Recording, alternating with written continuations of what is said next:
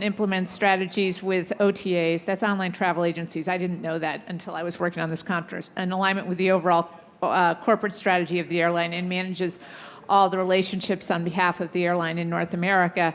And Noah Tratt is a global VP of Media Solutions for Expedia, and he oversees advertising, sales, and related business development for Expedia brands. So with that, I'll let you two get on with your presentation. So give them a round of applause. Thanks. Thank you. Thank you very much, everybody. I always thought of myself as a celebrity until now. Sorry about that. That's a bummer. We're here to talk a little bit about Expedia's social media strategy, which has been very partnership-based, which is why Pierina was generous enough to be here to talk about LAN, which is now rebranding as LATAM Airlines. I think before we get started, we wanted to, fast on the trigger, to encourage you to join the conversation, to use that MPOMA hashtag, and to participate in the conversation. As you know, social marketing is so much about engagement. And when you come to a conference like this and you see the field of laptops up, and I once was at an OMA conference where a guy actually pulled out a Wall Street Journal and started reading it like this. Engagement can be very challenging, not just on Facebook and Twitter, but also in real life too. This morning when I got picked up at the airport, the car pulled up and I was on my phone and the guy just leaned on the horn. That was one way to get engagement. Anyways, so we at Expedia have adopted in the last 2 years what I think you've heard a lot of the speakers talk about, which is a test and learn approach to our marketing efforts. And that is something that we've come to that has driven tremendous benefits for us. It's allowed us to fail faster, to learn a great deal, and hopefully to iterate. So Pierina and I have organized this discussion so that you can see the evolution of our progress in social media and marketing, and what we've learned and how we've adapted. So first I want to go back to late 2010 and early 2011. It seems like a long time ago. It was the iPhone 4, which is just so long ago I can't even remember it. I was still in my 40s. We were nowhere on social media. We had a couple 100,000 fans on Facebook. We had very little presence on Twitter. I don't think we really had anything else to speak of when it comes to social media. So we decided to make an investment in what is, I believe, still the largest sweepstakes in Facebook history. It's called Friend Trips. And the idea basically was you could invite 5 of your friends to come on a virtual plane with you to win a wonderful trip to one of 9 destinations around the world. And it was structured so there were daily prizes and promotions, and it was a partnership. And LATAM was one of the first partners to sign on, and perhaps you could talk a little bit about why it was intriguing to you.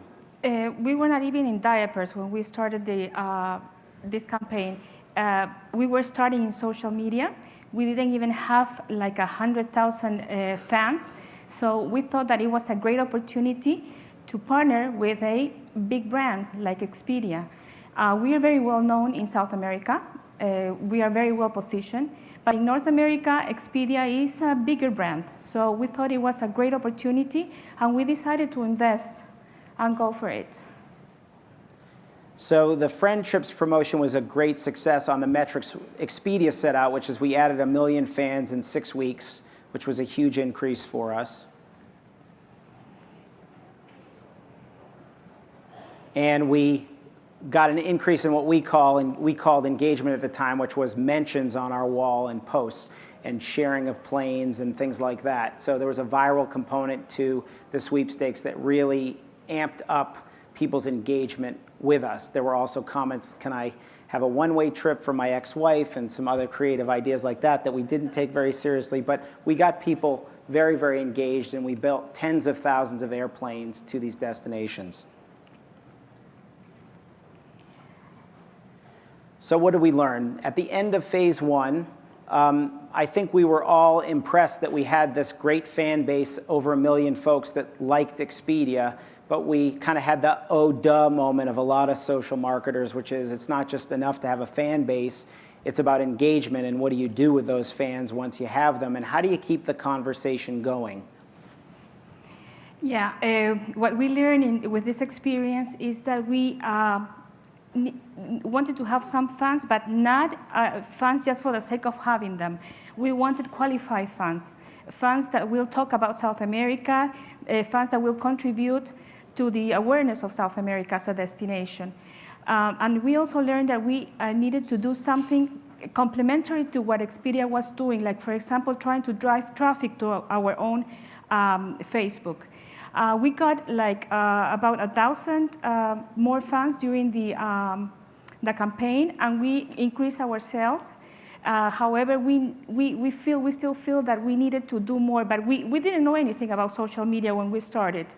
Now we have increased our database, and I think this learning experience, we took it to go forward, to do innovation, to learn from this experience.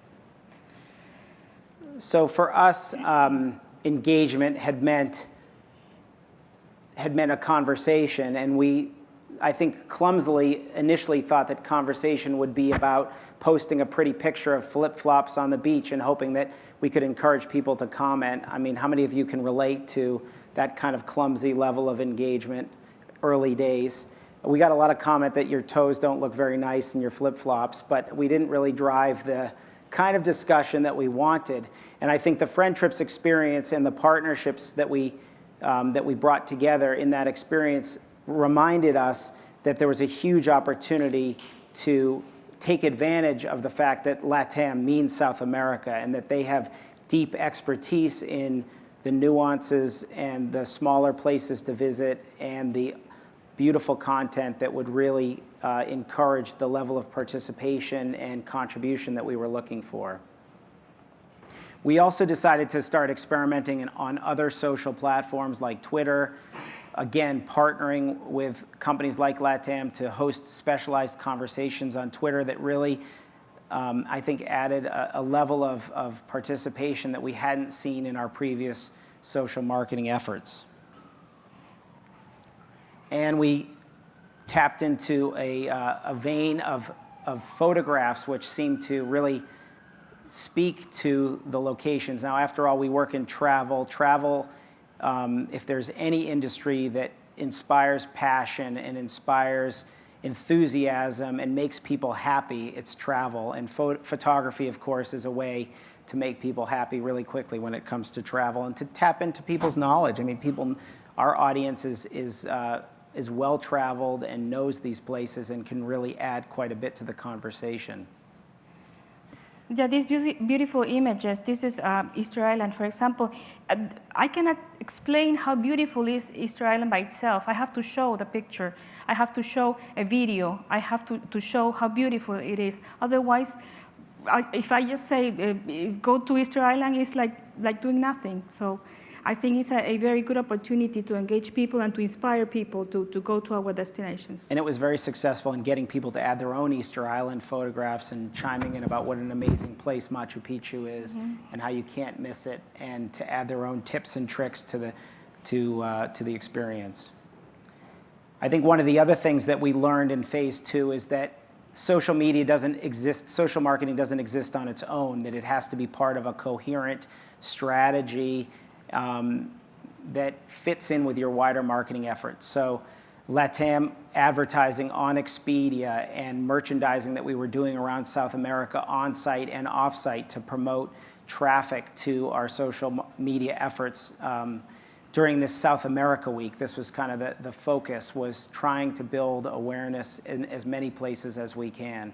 Yeah, and we discovered that most of the people purchase tickets online between 11 a.m. and 6 p.m. during business hours. So we have to get messaging that inspires people that are in the office to go and visit our destinations. The day that they book the most is Monday between 11 a.m. and 6 p.m. So we thought that we should do activities such as promoting the destination, like escape from your cubicle and go and visit South America or something like that. And also to purchase advertising in Facebook, complementary to the campaign that we are doing, that we are running in Expedia. So day parting is an effective tool to build brand awareness at certain times of the week and to do direct response other times of the week when we think people are more likely to purchase. Yeah. So the results from South America Week have been very, very strong. Some of the countries in the region saw massive increases in passengers. So Peru was up 49%, room nights up 145%, ticket revenue up 16%. This indicator is very important, the room nights. If you go back to Peru, 145% up. That means that they are staying longer or they are purchasing more hotels in Peru, which is a very important KPI for the tourist boards to invest on this kind of activities along with the airline. So because we're an e-commerce company, we don't only have the KPIs with our partners around engagement, we also have e-commerce KPIs. And so that was one of the key findings that we'll talk about is how do you upfront agree on what are the KPIs in these partnerships that you're driving for in a promotion like a South America Week.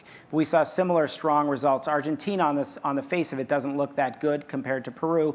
Remember the timing of this was during a pretty serious Argentinian financial crisis that pretty much stopped outbound and inbound travel. So to see this kind of growth, we were very pleased with it. Chile, passenger growth, very, very strong. Room night growth. Ticket revenue up very, very significantly. And Ecuador, impressive. Room nights, 158%. If I was a tourist board, I will blindly invest in this kind of activities. So this ecosystem of the tourist board and the leading airline in the region and the leading travel agency is really important because obviously the destination marketing organization is doing marketing when they see these kind of results that allows them to invest more, which builds demand for LATAM's product and services and obviously drives demand for our e-commerce as well. So similarly, very strong for Colombia. Very strong. Brazil, 84% room nights. Passenger, 38%, which is impressive. At a time when the currency is really strong. So we talked a little bit about what we learned in phase two.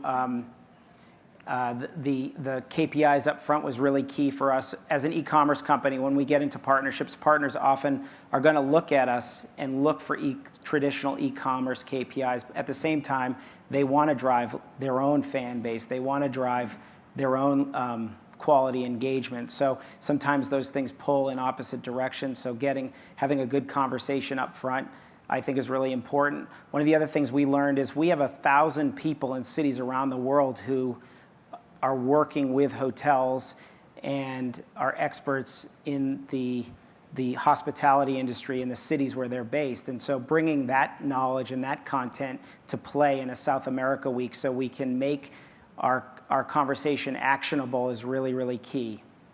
Yeah, for future initiatives, we for sure will do a complementary activity alongside with the campaign that we are running in Expedia.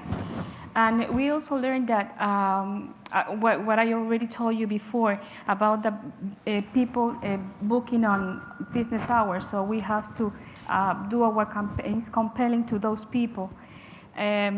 What other thing we learned in this campaign that we should be able to partner also with a tourist board. That will be very strong. So this brings us to phase 3 of our social marketing efforts. And I think a couple things are going on. One of which is just innovation in the marketplace. How many of you saw the eMarketer article about travel planning and social media? It's recently a study that eMarketer released. So what it said was that Google Plus was the key social media platform, an emerging key social media platform. Most of us, I think, have written Google Plus off as not that significant. Maybe you disagree, but one of the things that the study showed was that because of the way that Google is weaving in Google Plus results into the organic search results, it was having a material impact on how people make travel decisions. And so I think that's led us to invest more heavily in test and learn efforts around Google Plus. Similarly, I think the quest for folks' attention, this is the 10th session of the day for all of you, and the energy in the room is a challenge, of course, when you've sat through 10 sessions. I can guarantee you this is going to be one of the top 10 sessions you see today. But I think that's a challenge for all of us as social marketers, is you have to kind of keep upping your game in order to engage people. There's always a new whiz-bang activity to draw consumer attention away from what we're trying to do and from the brand discussions we're trying to have or the direct response conversations we're trying to have. So how do you up your game? We have, let me talk to you a little bit about our Only in South America, because we're going to get to the point where we're going to talk about the bloggers, okay? What we are trying to do with this multi-channel campaign, we are trying to create uniqueness about our destination, to make people aware that South America is a unique destination. For example, Iguazu. It's the only place on earth, I believe, that a drop of water unites 3 countries. I don't know if someone in the audience knows about this destination. We have other uniqueness too. For example, the bird, that one with the blue feet. This bird is unique to Galapagos, to one of our destinations.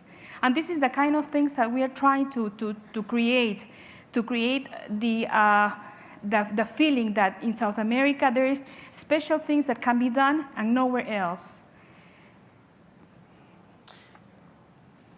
Our bloggers. We have bloggers in Argentina, Brazil, Chile, Colombia, Ecuador, and Peru. They post once a week, and they talk about the uniqueness in each country, about the food, about the destinations, about the places to go. So they are trying to inspire people about the daily things that can be done in each destination. And we have been very successful because we get very positive comments about the bloggers, and the people start commenting. And I think this is a very good initiative to create a genuine awareness about the uniqueness of South America. So the authentic voice that LATAM is investing in this partnership with the bloggers is similar to what Expedia is doing in phase 3 to increase the quality of content and the quality of conversation, which is we're launching an influencer and blogger program, Viewfinder, in the next couple weeks, which will allow us to further develop rich content around these partnerships. So we're doing a food and wine focus on Argentina. So a real specific deep dive in terms of content that we believe will inspire that quality conversation and create unique engagement that is competitive and keeps our significant audience involved in our social media efforts. Mm-hmm. So to wrap up, I think engagement obviously is the core. If you can't drive engagement, it's not enough to have a fan base or to have an audience. It's really all for naught. And I think that's an ODA, but it's something that you can never forget because it is becoming harder and harder to drive engagement. And it's something that we have to stay forward-leaning on and continue to reevaluate. Are we doing enough? Are we making this special enough? Are we really inspiring people? And part of that is getting back to basics and thinking about what makes you as a brand unique in the industry and what do your partners bring to the table. So LATAM means South America. Expedia has great depth in hospitality and has a global footprint and has expertise in technology and marketing innovation. So how do we kind of combining those together to really drive a different caliber of engagement that's possible elsewhere? Yeah, we are an airline. We sell tickets, and Expedia is a technological company. So we have to partner with this type of companies because otherwise we wouldn't be able to develop technology in order to do the activities, the innovation that is nowadays, very, very popular. When we decided to do the first campaign, Friend Trips, we thought they have the platform. We don't, so let's do it. And we believe it's worked really well. Partnership, the destinations that we've partnered with, resorts, airlines around the world have allowed us to learn faster and to leverage unique insights and knowledge to drive that engagement that's kind of the foundation of everything else. We also have been impressed with watching our partners' own individual social media efforts and how that can help us get better at what we do every day. And then finally, innovation. Social media changes all the time. Folks are, something like the eMarketer research and the insight that drove was a bit of an epiphany to us. And because we have strong partnerships and because we have audience and because we have budget, we're able to pursue opportunities around a Google Plus that we might otherwise miss. Does anybody have questions? Well, yeah. Oh, okay. Okay, you got another question. Here you go. Looks like I own the show here. Thank you so much. It's James Lee. I'm an analyst with investment firm COSA. For Expedia specifically, curious on your view based on what you find in your database, which type of influence is more engaging? Is it the social influence among the friends, or is it peer influence that you had historically, or is it the blogger influence that you have locally? And for LATAM, I was wondering, what kind of advertising are you buying Facebook, and how effectively are you finding it? Haven't you seen the advertising? Every time I go to Facebook, I see all these ads coming up about destinations, and it's very rich in destinations. Well, I think that Facebook offers a lot of opportunities for a company like Expedia in terms of how we leverage our behavioral data to partner with Facebook to deliver targeted advertising, and that's certainly something that we are going to be experimenting with, and we have started to experiment with to understand how that drives results, whether it's engagement or traditional e-commerce results like transactions. In terms of your first question, whether we think word of mouth or new Facebook engagement is more impactful, I think it really, first of all, it's a moving target. I think it's changing all the time, so it's hard to give a fixed answer. I think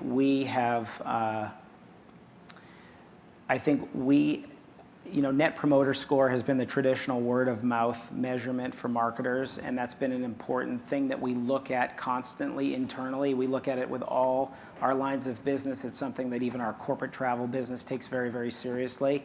I don't think we see them as completely divorced, frankly, because as you know, Facebook can be a place where you can, they're not detached, they're not separate, they're very much combined metrics. How you combine them, I don't have a real slick, smooth answer for you. I think that they need to be looked at in combination to really get an understanding of where you're driving experience. But there's no question, we all have heard the stories about how customer service has either failed or succeeded on Twitter and on Facebook, and how people's positive and negative experiences, which are not separate from their willingness to recommend a service, are tied in. Social media just amplifies somebody's feeling about a brand or a service.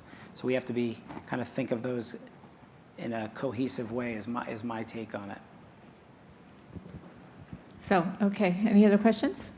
Okay, thank you, you guys. Please give them a round of applause. Thank you.